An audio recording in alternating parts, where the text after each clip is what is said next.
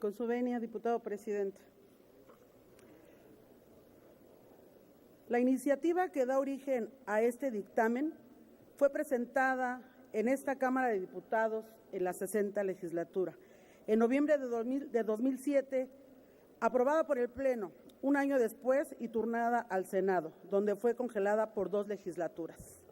Finalmente, en agosto de 2013, las Comisiones Unidas en el Senado aprobaron en sentido positivo, con modificaciones, la minuta con proyecto de decreto. La minuta tiene como objeto armonizar la legislación federal con las disposiciones establecidas en la Convención sobre los Derechos de las Personas con Discapacidad y con la Ley General de las Personas con Discapacidad, en lo concerniente a eliminar el uso de términos lingüísticos peyorativos e erróneos para referirse a ellas, adoptando el término de personas con discapacidad. La Comisión de Atención de Grupos Vulnerables de esta 62 legislatura aprobó el proyecto enviado por el Senado, pero con nuevas modificaciones, porque otra vez llegamos, si no tarde, sí, muy lento a los cambios requeridos para la sociedad.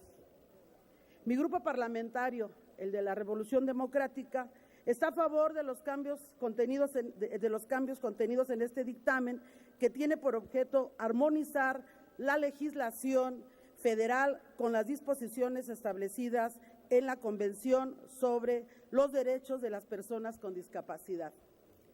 La Convención supone un cambio de paradigmas en los enfoques de la discapacidad, al pasar de un modelo en el que las personas con discapacidad son tratadas como objeto de tratamiento médico, caridad y protección social, a un modelo en que las personas con discapacidad son reconocidas como titulares de derechos humanos, activas en las decisiones que influyen en su vida y capacitadas para reivindicar sus derechos. Este enfoque considera que las barreras de la sociedad, como los obstáculos físicos y las actitudes negativas a que se enfrentan las personas con discapacidades, son los principales obstáculos para el pleno disfrute de los derechos humanos.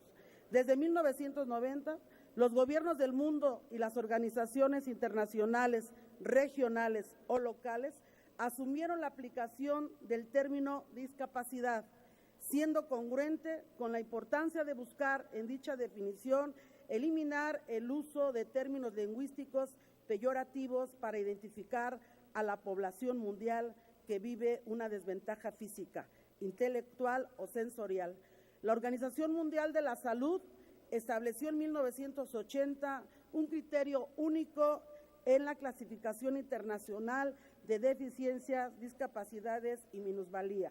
La definición lingüística de discapacidad fue resultado del consenso efectuado entre más de 70 países, que en el marco de las Naciones Unidas aprobó el término en inglés y que en traducción en español fue discapacidad, aceptado por la Real Academia Española de la Lengua en 1990.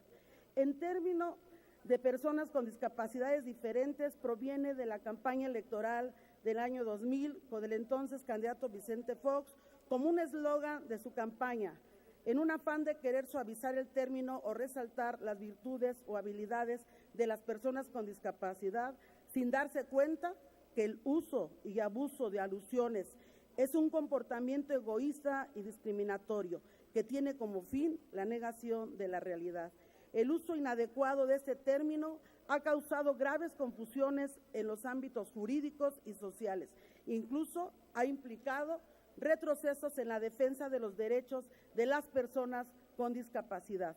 porque al utilizar un término ambiguo resulta igualmente confuso determinar quiénes son los poseedores de estos derechos. El término personas con discapacidades diferentes no es correcto y tampoco son los vocablos personas con capacidades especiales, minusválidas e inválidas, que más bien suena ofensivo y discriminatorios.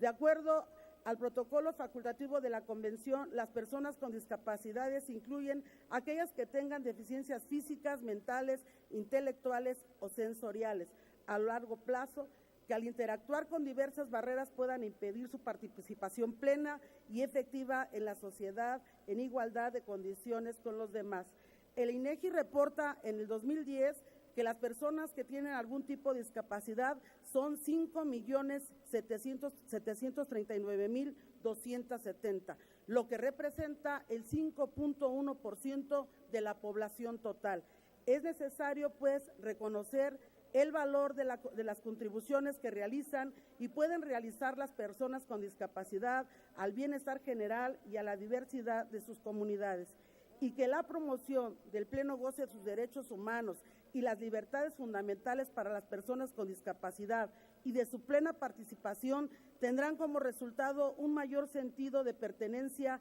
de estas personas y avances significativos en el desarrollo económico, social y humano de la sociedad y en la erradicación de la pobreza. Por estas razones, los diputados del Grupo Parlamentario del Partido de la Revolución Democrática votaremos a favor del decreto porque se reforman diversas disposiciones de las leyes de desarrollo rural sustentable, del Instituto de Seguridad y Servicios Sociales de los Trabajadores del Estado, del Instituto de Seguridad Social para las Fuerzas Armadas Mexicanas y Federal General de Asentamientos Humanos y General de Salud. Además, reiteramos nuestro exhorto al Gobierno federal para que dentro de todas las acciones que sean emprendidas y que afecten en cualquier forma el desarrollo de la población y sean tomado en cuenta este amplio sector de la sociedad y sus necesidades a fin de garantizar su adecuada integración. Es cuanto, señor presidente.